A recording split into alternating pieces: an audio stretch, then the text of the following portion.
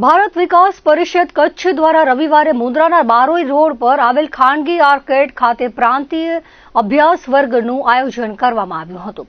કાર્યક્રમમાં મુન્દ્રા ભુજપર શાખાએ યજમાન પદે જવાબદારી નિભાવી હતી. અભ્યાસ મુખ્ય વક્તા તરીકે વિનોદભાઈ લાઠિયાએ માર્ગદર્શન આપ્યું હતું.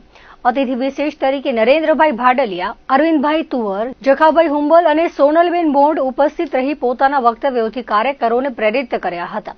કાર્યક્રમમાં ભારત વિકાસ પરિષદના ડોક્ટર અમિત પટેલ, ભૂષણ ભટ્ટ, પ્રેયસ ધોળકિયા, દીપકભાઈ બોખાણી, મુન્દ્રા શાખાના નીરજ મહેતા, ભુજપર શાખાના દીપક સોની સહિત કચ્છભરના આગેવાનો અને કાર્યકરો મોટી સંખ્યામાં ઉપસ્થિત રહ્યા હતા.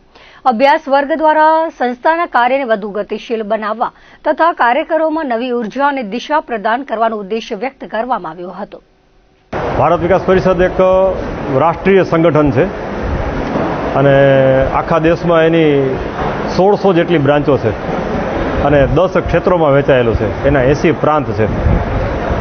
મૂળભૂત રીતે સમાજના શિક્ષિત, સંપન્ન અને પ્રબુદ્ધ લોકો જેને પોતાની જિંદગીમાં સંપન્ન થઈ ગયા પછી ભારત દેશની સેવા કરવાની ઈચ્છા હોય એવા લોકોનું સંગઠન છે. આખું દેશવ્યાપી સંગઠન છે.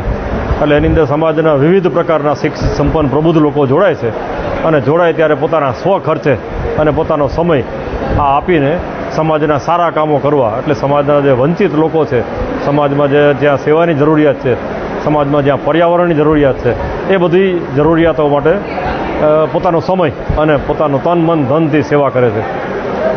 એ ઉપરાંત સેવા કરે છે ત્યારે સંસ્કારિત સેવા છે. સેવાનો પ્રકાર છે એમાં ભેગા સંસ્કારે હોય છે અને આવનારી પેઢી સંસ્કારી થાય અને ભારત દેશના બહુ સારા નાગરિકો બને એના માટે બધી શાળાઓમાં જઈને પણ સંસ્કાર આપવાના કાર્યો કરે છે.